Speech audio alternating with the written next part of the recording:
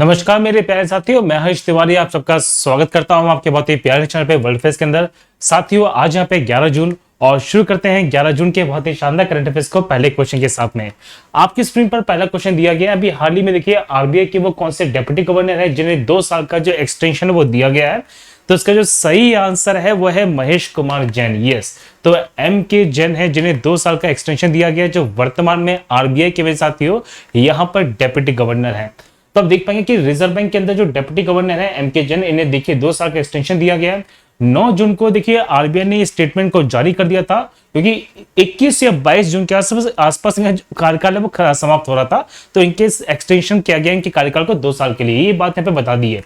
देखिए, हम जब बात करते हैं आरबीआई के पोर्टफोलियो के बारे में, तो गवर्नर है यहाँ पे शक्तिकांत दास। देखिए, हम जब बात करेंगे यहाँ पे डिप्टी गवर्नर के बारे में, तो 1 यहाँ पे गवर्नर है और 4 यहाँ पे डिप्टी गवर्नर है, जिसमें से देखिए यहाँ पे एम के जैन है, महेश कुमार जैन है जिनका एक्सटेंशन दिया गया है, एम डी पात्रा है मेरे साथियों, एम राजेश्वर राव है, और चौथे डिप्टी गवर्नर जिनका लास्ट मंथ में ये देखिए यहाँ पे इनको नियुक्त किया गया था, अपॉइंटमेंट हुआ था, उनका नाम है टी रविशंकर। ये सारी की सारी बातें आपको पता होनी चाहिए। चलिए, नेक्स्ट क्वेश्चन आपकी स्क्रीन पर दिया गया वो ये है। अभी हाल ही में हम जब बात करते हैं एलआईसी के बारे में, तो एलआईसी के जो वर्तमान में चेयरपर्सन है मेरे साथी, जो चेयरमैन है, उनके देखिए हम जब बात करते हैं तो उनके कार्यकाल को भी 9 महीने का एक्सटेंशन दे दिया गया। ये पूरा क्वेश्चन ऐसा था। तो क्वेश्चन ये बनता है कि अभी एलआईसी के अध्यक्ष के रूप में किसको नियुक्त किया गया दोबारा से। तो ये है मेरे साथी देखिए M R Kumar ji. Yes, तो एम आर कुमार जी को देखिए दोबारा से यहाँ पे 9 महीने का जो एक्सटेंशन है वो दे दिया गया है। यहाँ पे ये बात मैं बता रहा हूं। हम जब बात करते हैं एलआईसी के बारे में, तो भारत की सबसे बड़ी यहाँ पे बीमा कंपनी है एलआईसी, और जब बात करेंगे तो विश्व के अंदर भी इसे तीसरे स्थान पर रखा गया है। हम देखिए जब बात करते हैं एलआईसी ने अभी अपने पेमेंट्स को बढ़ाने के लिए और देखिए प्रीमियम्स को यहाँ पे आसान करने के लिए पेटीएम के साथ यहाँ पे एक करार है, एक मेमोरेंडम ऑफ अंडरस्टैंडिंग को साइन किया, आप कह सकते हैं एक एग्रीमेंट किया है। हम देखिए जब बात करते हैं चेयरपर्सन के बारे में, तो वह है एम आर कुमार जी जिनको एक्सटेंशन मिला है 9 महीने का। वर्तमान में इसके जो सीएमडी है वह देखिए सिद्धार्थ मोहंती, इनका नया अपॉइंटमेंट हुआ है। हम बात करते हैं हेडक्वार्टर मुंबई में है, 1 सितंबर 1956 को ये बनकर तैयार हुई थी। चलिए, नेक्स्ट क्वेश्चन बहुत इंपॉर्टेंट वो ये है। अभी हाल ही में किस राज्य सरकार के द्वारा मुख्यमंत्री किसान मित्र एनर्जी योजना को शुरू किया गया है? तो मुख्यमंत्री किसान मित्र एनर्जी स्कीम को शुरू किया गया पे देखिए राजस्थान राज्य सरकार के द्वारा। देखिए, राजस्थान राज्य सरकार का ये कहना है कि जो किसान लोग हैं मेरे साथियों, उन पे देखिए अक्सर यहाँ पे जो बिजली का बिल है इसकी मार बहुत ज्यादा पड़ जाती है। तो वो देखिए बिजली के बिल में बहुत सारी देखिए सब्सिडी देने वाले हैं, जिसमें 1000 रुपए प्रतिमाह मैक्स सॉरी जिसमें देखिए 1000 रुपए प्रतिमाह और 12,000 रुपए प्रति वर्ष तक का जो अनुदान है वो दिया जाएगा पे कृषि उपभोक्ताओं को। तो ये देखिए इसमें स्कीम है जो कही जा रही है।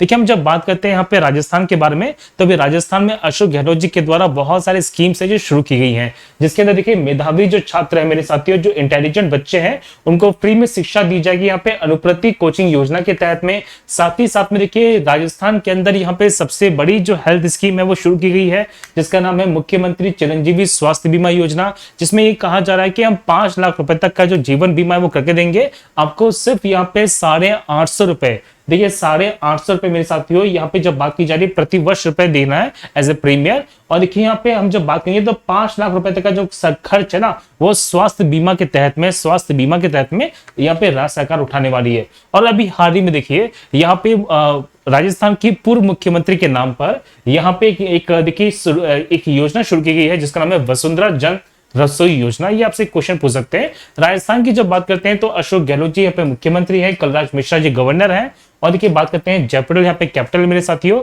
और जयपुर एक ऐसी कैपिटल है जिसे यूनेस्को की वर्ल्ड हेरिटेज साइट में शामिल किया जा चुका है। आपसे एक क्वेश्चन पूछ सकते हैं, ठीक है। चलिए, नेक्स्ट क्वेश्चन यहाँ पे ये है।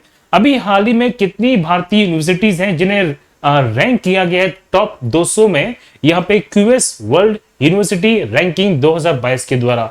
तो इसमें सही आंसर देखिए भारत की 3 यूनिवर्सिटीज हैं जिन्हें टॉप 200 में शामिल किया गया है। देखिए, हम जब बात करते हैं क्यूएस वर्ल्ड यूनिवर्सिटीज के बारे में, तो यहाँ पे ग्लोबली ये एक रैंकिंग आती है जिसमें आईआईटी बॉम्बे ने देखिए सबसे अच्छी पोजीशन को प्राप्त किया है। हम जब बात करेंगे देखिए तो यहाँ पे आईआईटी बॉम्बे पड़ता है 177 पोजीशन पे, उसके बाद है आईआईटी दिल्ली यहाँ पे 185 पे, और तीसरे में है देखिए आईआईएससी बैंगलोर जो है 186 पे। अगर बात की जाए विश्व के अंदर सबसे बेहतरीन यूनिवर्सिटी कौन सी है, तो वह है एमआईटी यूएस के अंदर, दूसरी है यहाँ पे यूनिवर्सिटी ऑफ ऑक्सफोर्ड, और तीसरी देखिए हम साथी जब बात करते हैं तो स्टैनफोर्ड यूनिवर्सिटी है जो यहाँ पे शामिल की गई है। देखिए ये रैंकिंग है। देखिए जब बात करेंगे तो और भी आईआईटीज है, जैसे आईआईटी मद्रास है 255 पे, आईआईटी कानपुर है 277 पे, आईआईटी खड़गपुर है 280 पर, आईआईटी गुवाहाटी है 395 पे, आईआईटी रुड़की है 400 पर। इसके अलावा देखिए यूनिवर्सिटी ऑफ दिल्ली भी है, जेएनयू भी है, आईआईटी हैदराबाद भी है, इसमें शामिल किए जा चुके हैं। लेकिन बेसिकली जब मैं बात करता हूं देखिए तो बेसिकली यहाँ पे 200 के अंदर टॉप 200 के अंदर यहाँ पे कितने क्षेत्र है, कितने इंस्टीट्यूशंस हैं, आपने 3 इंस्टीट्यूशंस को शामिल किया गया है। तो देखिए इसमें आईआईटी बॉम्बे है मेरे साथियों। हम जब बात करेंगे तो देखिए यहाँ पे आईआईटी दिल्ली है और साथ ही साथ में देखिए बात करते हैं तो आईआईएससी बैंगलोर है, इसे शामिल किया गया है। चलिए नेक्स्ट क्वेश्चन आपकी स्क्रीन पर दिया गया है कि हाल ही में देखिए सरकार ने ना बहुत अच्छा एक इनिशिएटिव लेके आया है। सरकार का कहना है कि हमने क्या किया है, यहाँ पे कोवैक्सीन, कोविशील्ड और स्पुतनिक की जो रेट है ना वो प्राइवेट हॉस्पिटल में फिक्स कर दी है। अगर कोई भी प्राइवेट हॉस्पिटल वाला इनसे ज्यादा प्राइसेस करता है, आप इसके खिलाफ यहाँ पे केस कर सकते हैं। तो क्वेश्चन ये है कि सरकार ने जो प्राइवेट हॉस्पिटल्स है इनके लिए जो कोवैक्सीन की जो कीमत है उसकी घोषणा कर दी है, इससे ज्यादा मैक्सिमम एमआरपी नहीं ले पाएंगे। तो कोवैक्सीन की कितनी कीमत है, वो है 1410 रुपए। ये मेरे साथियों हम जब बात करेंगे तो कोविशील्ड की जो पर डोज कीमत है वो है 780, ये बात यहां पे की जा रही है। कोवैक्सीन है देखिए यहाँ पे 1410 में। और हम देखिए जब बात करते हैं स्पुतनिक, जो स्पुतनिक 5 है, जो रशियन वैक्सीन है जो इंडिया ने इंपोर्ट की है, वो मिलेगी 1145 रुपए में पर डोज के हिसाब से। ये बात यहाँ पे की जा रही है, इंपॉर्टेंट है एग्जामिनेशन में। ठीक है, चलो नेक्स्ट क्वेश्चन देखिए बहुत ज्यादा इंपॉर्टेंट है। अब यहाँ पे 2 बातें हैं क्योंकि आप में से बहुत सारे स्टूडेंट यहाँ पे फिजिक्स के नहीं होंगे, जरा समझना मैं आपसे क्या बोलने वाला हूं। देखिए एक यहाँ पे फ्रीक्वेंसी बैंड है देखिए साथियों, एक होता है स्पेक्ट्रम। तो क्वेश्चन ये पूछा गया है, क्वेश्चन ये पूछा जा रहा है, देखिए अभी यूनियन कैबिनेट ने यहाँ पे देखिए रिसेंटली अप्रूव कर दी है 5 मेगाहर्ट्ज स्पेक्ट्रम को यहाँ पे कितनी फ्रीक्वेंसी बैंड्स में, कितनी फ्रीक्वेंसी बैंड में। तो इसका जो सही आंसर है वह है देखिए 700 मेगाहर्ट्ज, आप कह सकते हैं 700 देखिए यहाँ पे फ्रीक्वेंसी बैंड्स के अंदर इसे यहाँ पे देखिए एलोकेट कर दिया है। अब ये क्वेश्चन थोड़ा सा टेक्निकली साउंड कर रहा है। अब ये है क्या, जरा समझिए। देखिए जितने ज्यादा फ्रीक्वेंसी बैंड होंगे तो उतना ही अच्छा हमारा कम्युनिकेशन होने वाला है, क्योंकि आप जानते हैं जिस तरह से आपने रेडियो पे काम किया सुना होगा, तो रेडियो के अंदर आप देखिए बहुत बार चैनल्स बदलते रहते हैं। तो जितने ज्यादा फ्रीक्वेंसी वाले चैनल्स होंगे, जैसे आपने कई बार सुना होगा कि दिल्ली में 92.7 चल रहा है, यहाँ पे देखिए हम जब बात करते हैं मेरे क्षेत्र में तो 91.9 चल रहा है। ये सब फ्रीक्वेंसी बैंड्स हैं। तो जितने ज्यादा फ्रीक्वेंसी बैंड्स होंगे आपका कम्युनिकेशन उतना ज्यादा अच्छा होने वाला है। तो रेलवे के अंदर यहाँ पे कम्युनिकेशन सेटअप को और ज्यादा अच्छा करने के लिए साथ ही साथ में इंडिया में जो 5G आने वाला है, इसके तहत यहाँ पे कम्युनिकेशन और ज्यादा फास्ट हो जाएगा। तो फास्ट कम्युनिकेशन के लिए हमें बहुत सारे फ्रीक्वेंसी बैंड की आवश्यकता पड़ने वाली है। तो सरकार ने यहाँ पे 700 जो फ्रीक्वेंसी बैंड्स हैं इन्हें देखिए कैप्चर, इन्हें लेने की बात करी है। और इसी के तहत यहाँ पे रेलवे में जो कम्युनिकेशन है वो बढ़ा दिया जाएगा। ये बात यहाँ पे की जा रही है सरकार के द्वारा। देखिए इसमें 2 फायदे बहुत इंपॉर्टेंट है, वो ये है कि देखिए हम जब बात करेंगे तो ये कहा जाए, देखिए इसमें रेलवे के अंदर जो सिग्नलिंग होती है और देखिए साथ में जो टेलीकम्युनिकेशन होता है वो बढ़ जाएगा। साथ ही साथ में एक सुरक्षित आवाज जो पहुंचेगी, साफ और क्लियर आवाज पहुंचेगी। साथ ही साथ में मेरे साथियों हम जब बात करते हैं डेटा जो ट्रांसफर है वो काफी ज्यादा फास्ट हो जाएगा, काफी अच्छी तरीके से डेटा ट्रांसफर हो जाएगा। और जब बात की जाएगी यहाँ पे, तो यहां पे देखिए हम जब बात करते हैं तो परिवहन के अंदर होने वाली जो लागत होती है, देखिए कई बार मिसकम्युनिकेशन के कारण से बहुत सारी चीजें ट्रैक से भटक जाती है। आपने ऐसे बहुत से एग्जांपल सुनेंगे। मैं आज से पढ़ रहा था जब मैं स्टूडेंट हुआ करता था कि एक रेलवे की यहाँ पे देखिए जो कैरेज वैन होती है, जो मालवाहक गाड़ी होती है, वो रेलवे ट्रैक से देखिए थोड़ा सा चली गई, दूर चली गई और 10 सालों तक वो भटकती रही। तो कितना घाटा हुआ होगा, किस प्रकार से मिसकम्युनिकेशन यहाँ पे हुआ होगा। देखिए तो ऐसी चीजें अक्सर हो जाती हैं।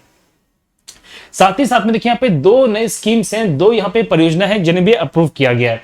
पहली है टीकैक या सास कह दीजिए, जिसमें देखिए ट्रेन कॉलिजन अवॉइडेंस सिस्टम है। और दूसरा यहाँ पे एटीपी, जिसमें हम बात करते हैं ऑटोमेटिक ट्रेन प्रोटेक्शन सिस्टम है, जिन्हें भी अप्रूवल दिया जा चुका है। चलिए रिसेंटली देखिए जब बात करेंगे तो इंडियन रेलवे ने अभी देखिए ऑक्सीजन एक्सप्रेस चलाई थी, ताकि भारत के अंदर जो ऑक्सीजन की कमी वो बिल्कुल ना हो जाए। और जहां पे ऑक्सीजन प्लांट है, जहां पे नीड है, इनके बीच में चली थी ऑक्सीजन एक्सप्रेस।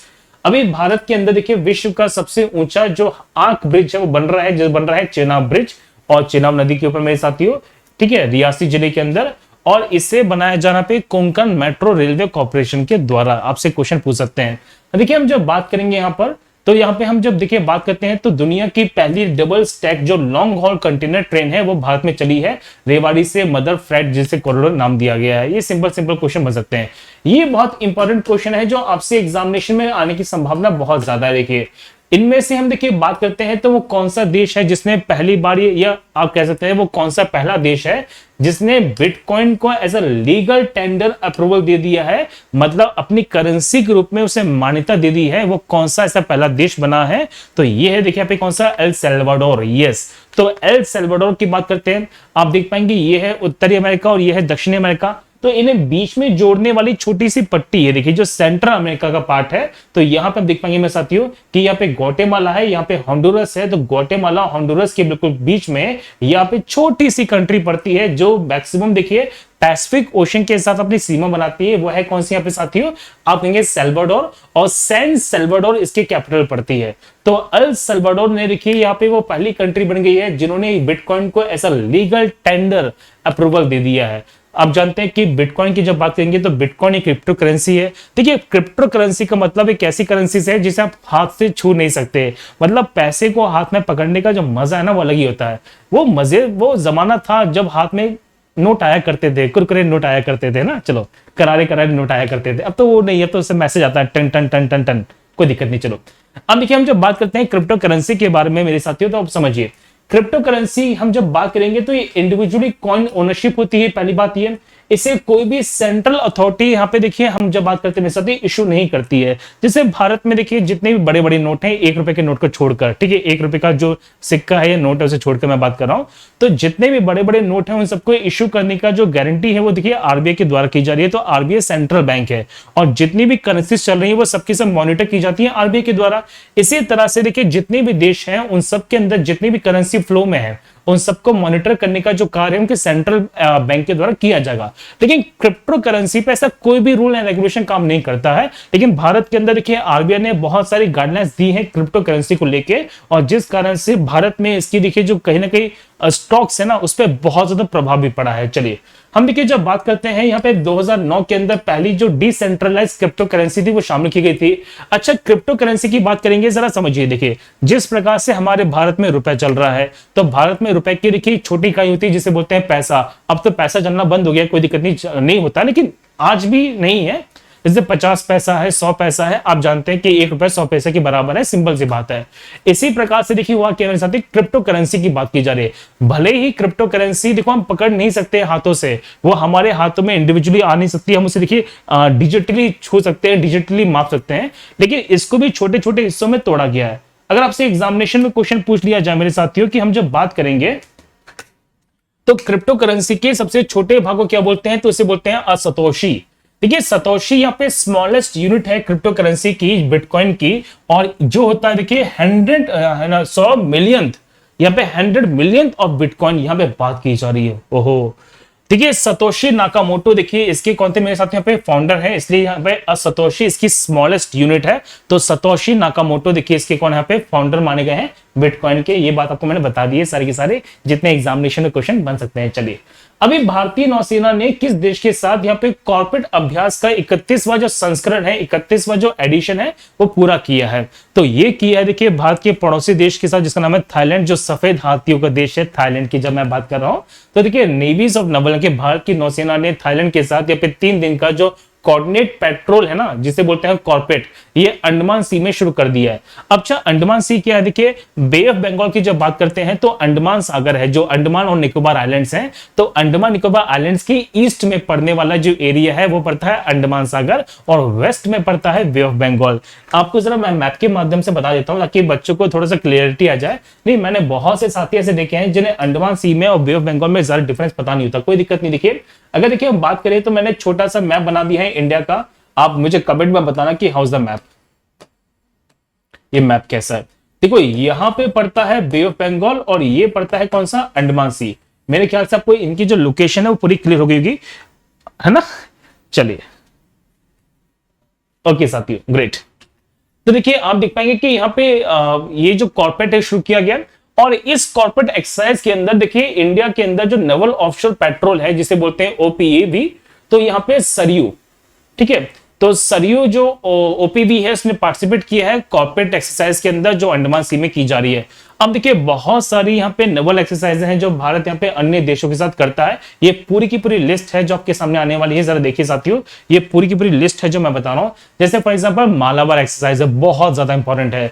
ये नेवल एक्सरसाइज है, देखिए in between India, US, Japan और ऑस्ट्रेलिया। श्रीलंका के साथ होती है स्लेनेक्स। रशिया के साथ देखिए इंद्र नेवी है। यूके के साथ देखिए कोंकण एक्सरसाइज है। फ्रांस के साथ वरुण भी होती है। ओमान के साथ यहाँ पे नसीम अल बहर है। वियतनाम के साथ सहयोग है। सिंगापुर के साथ सिंबेक्स है और म्यांमार के साथ देखिए इमकोर है। ये सारी की सारी फेमस नेवल एक्सरसाइज है जो दूसरे देशों के साथ की जाती है। ऐसे तो बहुत सारी है, मैंने सारी की सारी शामिल नहीं कर पाया हूं। जितनी मुझे इंपॉर्टेंट लग रही है मैं आपको उनको वो बता रहा हूं। वैसे नेक्स्ट क्लासेस के अंदर ये कभी दोबारा टॉपिक आएगा, ये तो क्वेश्चन बनते रहते हैं, मैं करा दूंगा, ठीक है। चलिए नेक्स्ट देखिए हम बात करते हैं कि इनमें से कौन सा यहाँ पे ऑफिशियल पार्टनर बना है आईसीसी का 2023 तक। तो ऑफिशियल देखिए पार्टनर बना है आईसीसी का यहाँ पे भारत पे। ये इसमें साथियों देखिए इसका जो सही आंसर वो यहाँ पे भारत पे है। देखिए हम जब बात करते हैं तो भारत पे ने देखिए यहाँ पे प्रमोट करने वाला है, यहाँ पे अक्रॉस प्रमोट करने वाला ब्रॉडकास्टिंग को, डिजिटल प्लेटफॉर्म को, आईसीसी को। और भारत पे ने देखिए अभी पेबैक जो इंडिया है ना इसे एक्वायर कर दिया है। अगर हम देखिए बात करते हैं जो पेबैक इंडिया है फ्रॉम अमेरिकन एक्सप्रेस और आईसीसी इन्वेस्टमेंट के तहत ये एक्वायर कर दी गई यहाँ पे भारत पे के द्वारा। और देखिए हम जब बात करते हैं भारत पे तो भारत पे देखिए ऑफिशियल स्पॉन्सर और देखिए कहीं ना कहीं पार्टनर्स में आ चुका है विद आईसीसी। भारत पे की बात की जा रही है तो अश्नीर ग्रोवर जी यहाँ पे सीईओ है। हेड ऑफिस पड़ता है न्यू दिल्ली में, 2018 में बना था। और वहीं पे देखिए जब बात करेंगे आईसीसी के बारे में तो ग्रेग बार्कले देखिए यहाँ पे चेयरमैन है। मनु सहाय इंडियन जो सीईओ है और दुबई में इसका हेडक्वार्टर पड़ता है। आपसे क्वेश्चन पूछ सकते हैं। चलिए इनमें से वो कौन सी आईआईटी है जिसने डेवलप कर ली है अर्ली साइक्लोन डिटेक्शन टेक्निक को। मतलब यहाँ पे साइक्लोन से आने से पहले हमें सूचना प्राप्त हो जाएगी, यहाँ पे साइक्लोन के बनने की जो सूचना है वो प्राप्त हो जाएगी। ये जो क्रिया है, ये जो डेवलपमेंट है किस आईआईटी के द्वारा किया गया है तो आईआईटी यहाँ पे खड़गपुर की बात की जा रही है। ये साथियों तो आईआईटी खड़गपुर के द्वारा यहाँ पे ये डिटेक्शन किया गया है। ये ट्रॉपिकल साइक्लोन्स का जो एटमॉस्फेरिक कॉलम्स में बनते हैं हमारे नॉर्थ ओशियन सी में, नॉर्थ इंडियन ओशन में, माफ कीजिए मैंने नॉर्थ ओशन सी कह दिया था, नॉर्थ इंडियन ओशन में। अब देखिए साइक्लोन्स के बनने का मेन कारण क्या है। देखिए साइक्लोन्स का जो मेन रीजन है वो है देखिए यहाँ पे प्रेशर डिफरेंस का होना। आपको बताओ देखिए यहाँ पे बहुत सारे रीजंस हैं जिसमें पहला जो रीजन है वो है प्रेशर डिफरेंस का। दूसरा है कि यहाँ पे जो सैलिनिटी बदलती है उस कारण से बनता है। और तीसरा होता है देखिए यहाँ पे टेम्परेचर वेरिएशन। तो टेम्परेचर वेरिएशन है और सबसे मेन इंपॉर्टेंट जो कारण है वह है ओशनिक करंट। यस देखिए साथियों तो ये बहुत सारे रीजंस हैं जिन कारण से साइक्लोन्स बनते हैं। और साइक्लोन्स की जब हम बात करेंगे तो ये बेसिकली एक बहुत ज्यादा हाई प्रेशर के बेल्ट है, हाई प्रेशर है जो हाई प्रेशर लो प्रेशर के थ्रू क्रिएट किए जाते हैं। ये बात आपको पता होनी चाहिए। साइक्लोन्स है और एंटी साइक्लोन्स है जिनका फॉर्मेशन हो जाता है। अच्छा आप मुझे एक बहुत ही अच्छा कमेंट सेक्शन में आंसर प्लीज देना। मैं चाहता हूं कि सबके सब विद्यार्थी जितने साथी मुझे इस क्लास को देख रहे हैं ना वो सबके सब मुझे कमेंट जरूर कीजिएगा। इंडियन ओशन में आने वाली जो साइक्लोन्स हैं उनकी एक्चुअल में जो डायरेक्शन है वो क्या होती है, क्लॉकवाइज या एंटी क्लॉकवाइज। आप मुझे प्लीज कमेंट सेक्शन में जरूर बताइएगा इसकी रीजन कि यहाँ पे कैसी डायरेक्शन होती है, क्लॉकवाइज होती है, एंटी क्लॉकवाइज होती है। यहाँ पे आप मुझे बताइएगा जरूर कि यहाँ पे साइक्लोन्स की डायरेक्शन क्या होती है।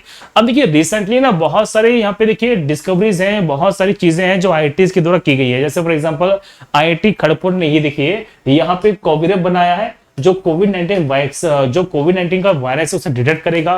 देखिए एमबीटेक यहाँ पे एक टेम्परेचर डाटा लॉगर है जो कोल्ड चेन मैनेजमेंट में काम करता है जो आईआईटी रोपड़ के द्वारा डेवलप किया गया है। आईआईटी रोपड़ ने देखिए मोनाश यूनिवर्सिटी जो ऑस्ट्रेलिया है ना इसके साथ मिलकर एक डिटेक्टर बनाया है जिसका नाम है फेक बस्टर। यस आप इसकी फोटो पे देख पाएंगे। तो फेक बस्टर यहाँ पे डेवलप किया गया देखिए आईआईटी रोपड़ और मोनाश यहाँ पे यूनिवर्सिटीज के साथ में। देखिए आईआईटी रोपड़ ने आई हब बनाया है जिसका नाम है अवध।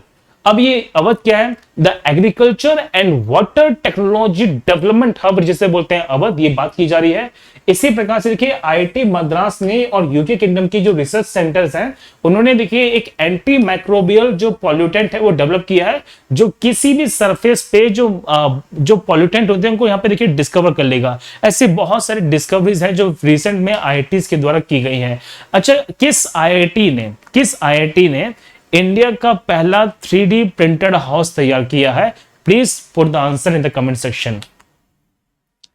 देखिए साथियों हम जब बात करेंगे तो ये कहा जा रहा है कि ग्लोबल विंड एनर्जी काउंसिल के द्वारा भारत कब तक 20 गीगावाट या 20 गीगावाट जो विंड एनर्जी कैपेसिटी प्राप्त कर लेगा, तो ये करेगा देखिए भारत 2025 तक। तो देखिए हम जो बात करते हैं विंड एनर्जी के बारे में, तो एक प्रकार की रिन्यूएबल सोर्सेस है। और भारत की जब बात करते हैं तो भारत एक ऐसे क्षेत्र में शामिल है जहां पे आईटीसीजेड का फॉर्मेशन बहुत ज्यादा होता है। सर ये आईटीसीजेड क्या है? इंटर ट्रॉपिकल कन्वर्जेंस जोन है, मतलब जहां पे हवाएं देखिए ऊपर की ओर उड़ती हैं और वहां पे बनता है लो प्रेशर बेल्ट। इन लो प्रेशर बेल्ट को भरने के लिए देखिए बहुत जोर से हवाएं चलती है और इन्हीं हवाओं के कारण देखिए भारत में विंड एनर्जी का जो अपार भंडार है वो देखने को मिल जाएगा। खासकर हम देखिए जब बात करेंगे गुजरात, तमिलनाडु, केरल के बारे में, तो ये इलाके ऐसे इलाके हैं जहां पे सबसे ज्यादा मात्रा में विंड एनर्जीज का फॉर्मेशन हो सकता है। विंड एनर्जी से हम देखिए बहुत सारी एनर्जीज को फॉर्मेशन कर सकते हैं। और सबसे इंपॉर्टेंट बात ये देखिए ये रिन्यूएबल है, आप बार बार बनाते जाइए, किसी प्रकार से एयर पॉल्यूशन यहाँ पे होने वाला बिल्कुल नहीं है।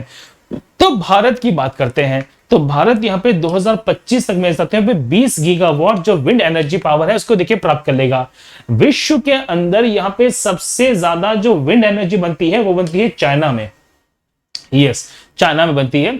तो जो ग्लोबल विंड एनर्जी काउंसिल है देखिए इसका हेडक्वार्टर पड़ता है ब्रुसेल्स, बेल्जियम में 2005 में स्थापित किया गया था। भारत के अंदर देखिए हम जब बात करते हैं तो यहाँ पे देखिए मुपंडल यहाँ पे विंड फार्म है जो पड़ता है तमिलनाडु में, जहां पे सबसे ज्यादा देखिए इंस्टॉल विंड पावर्स को देखिए जनरेशन के लिए यहाँ पे इंस्टॉल किया गया है। और देखिए साथ ही साथ में जैसलमेर के अंदर भी यहाँ पे जब राजस्थान की बात करते हैं तो वहां पे भी बहुत सारे विंड पावर्स को स्टैब्लिश किया गया है। देखिए जैसा को मैंने बताया अभी कि विश्व में सबसे ज्यादा विंड एनर्जी बनाई जा रही है यहाँ पे चाइना के अंदर, और चाइना में खासकर एक प्रांत पड़ता है जिसे बोलते हैं द गैंसू प्रांत। जो गैंसू प्रांत है वो कहां पे देखिए जरा समझिए, आप देख पाएंगे कि मंगोलिया के जस्ट नीचे यहाँ पे गैंसू प्रांत पड़ता है और ये एरिया एक ऐसा एरिया है जो खाली एरिया है। और यहाँ पे देखिए ऊपर से आने वाली जो ठंडी हवाएं हैं जिसमें काराबुरान की हवाएं चलती हैं, तो ये हवाएं देखिए बेसिकली बहुत ज्यादा मात्रा में विंड एनर्जी को प्रोड्यूस करती हैं। तो जो गैंसू विंड फार्म है चाइना के अंदर, ये सबसे ज्यादा देखिए यहाँ पे बिजली बनाता है फ्रॉम द विंड मिल्स, ये बात यहाँ पे कही जा रही है। तो देखिए साथियों ये था पूरा सेशन। अगर हम बात करते हैं आज के देखिए भारतीय इतिहास के बारे में, तो राम प्रसाद बिस्मिल की मैं बात कर रहा हूं। देखिए राम प्रसाद बिस्मिल जी का जो जन्म है ना वो आज ही के दिन हुआ था मेरे साथियों। और देखिए हम जब बात करते हैं अशफाकुल्ला खान के बारे में, तो राम प्रसाद बिस्मिल और अशफाकुल्ला खान को देखिए यहाँ पे फांसी दी गई थी यहाँ पे काकोरी ट्रेन के लिए। देखिए जो काकोरी कांड हुआ था मेरे साथी उसके लिए, सरफरोशी की तमन्ना अब हमारे दिल में है, ये बात यहाँ पे कही जा रही है महान क्रांतिकारियों के द्वारा। तो देखिए हम जब बात करेंगे तो राम प्रसाद बिस्मिल जी, इनको देखिए नमन है मेरा। भारत के महान क्रांतिकारियों की जब बात करते हैं, देखिए एक व्यक्ति की बात और की जा रही है वो है मिहिर सेन की। देखिए मिहिर सेन की जब मैं बात करता हूं तो इनका देहांत हुआ था मेरे साथ यहाँ पे 11 जून 1997 को, और ये पहले ऐसे भारतीय थे जो इंग्लिश चैनल को तैर के पार किए थे मेरे साथियों। देखिए हम जब बात करते हैं इंग्लिश चैनल की बात करेंगे, इन्हें पद्मश्री मिला है, पद्म भूषण मिला है और गिनीज वर्ल्ड रिकॉर्ड के नाम में दिया गया है। इन्होंने पाक जल संधि, जिब्राल्टर जल संधि, यहाँ पे डर्डेनलिश, बॉस्फोरस और पनामा कैनाल, इन सबको भी यहाँ पे तैर का पार किया है। तो पहले भारतीय जिन्होंने इंग्लिश चैनल को तैर के पार किया था वो थे मिहिर सेन, जिनका आज ही के दिन यहाँ पे देहांत हुआ था। तो साथियों ये था हमारा पूरा का पूरा करंट अफेयर्स का सीरीज। मैं उम्मीद करता हूं आपको ये सेशन बहुत पसंद आया होगा। चलिए अब आते हैं हमारे वीडियो के सबसे इंपॉर्टेंट पार्ट पर। देखिए आपके लिए अनअकैडमी पर बहुत कुछ नया है, आप अपने प्रिपरेशन को बहुत ज्यादा बूस्ट अप कर सकते हैं विद अनअकैडमी लर्निंग एप्लीकेशन। आप सिंपली इसको डाउनलोड कीजिए, आपको बेस्ट एजुकेटर्स के जो बेस्ट बैचेस है वो मिलने वाले हैं। मेरा स्पेशल इंडियन ज्योग्राफी का जो बैच है मैं लेके आ रहा हूं आप लोगों के लिए। इंडियन ज्योग्राफी का बैच है मेरे साथियों, जिसमें बहुत ही शानदार तरीके से यूपीएससी सीएससी प्रीलिम्स 2021 तक का जो इंडियन ज्योग्राफी में कवर कराने वाला हूं। यदि आप एसएससी एस्पायरेंट हैं तो संकल्प और सफलता बैच चल रहे हैं, 9 जून से शुरू किए गए हैं बैचेस हैं, आपने ज्वाइन जरूर कीजिएगा। लेकिन बहुत सारे स्टूडेंट्स की क्वेरी हुआ करती थी सर कि हमें ना बहुत सारे एग्जामिनेशन की प्रिपरेशन करनी है और एक साथ ही करनी है और सबके सब्सक्रिप्शन लेना हमारे लिए पॉसिबल नहीं है। कोई दिक्कत नहीं है, अनअकैडमी है ना आप लोगों के लिए। आप यहाँ पे एसएससी, बैंक, आरबीआई और रेलवे का जो कॉम्बो पैकेज ले सकते हैं by applying my code HTSIR10। My code को यूज कीजिए और ये पड़ेगा आपको देखिए मात्र 14,395 में। तो just use my code and the prices will fall down for you. चलिए साथियों, और देखिए इस संडे होने वाला है बहुत ही शानदार एसएससी का कॉम्बैट, जिसमें आप यहाँ पे पार्टिसिपेट कर सकते हैं बाय यूजिंग माय कोड। इसे अनलॉक कीजिएगा HT Sat 10 को यूज कर लीजिए, भूल मत जाना गलती से भी, इसे यूज कीजिए, अनलॉक कीजिए। क्लासेस की पीडीएफ आपको रेगुलर मिलती रहेंगी। अगर आपको पीडीएफ नहीं मिल पा रही है, कोई दिक्कत नहीं है, आप मेरे टेलीग्राम चैनल से जुड़ सकते हैं जिसका नाम है हरीश तिवारी सरन अकेडमी, उसमें जुड़ जाएगा। साथ ही साथ आप मुझे अकेडमी के देखिए प्लेटफॉर्म पे भी फॉलो कर सकते हैं with the same name Harish Tiwari sir. आप सर्च कीजिए टीचर इन एसएससी कैटेगरी, और साथ ही साथ देखो आपको बहुत सारी स्पेशल क्लासेस मिलने वाली हैं। तो that's all from my side. आप तैयार हैं? All set, let's crack it. हम मिलते हैं कल बहुत ही शानदार करंट अफेयर्स में। तब तक के लिए मेरे साथियों घर पर रहिए, सुरक्षित रहिए। जय हिंद, जय भारत।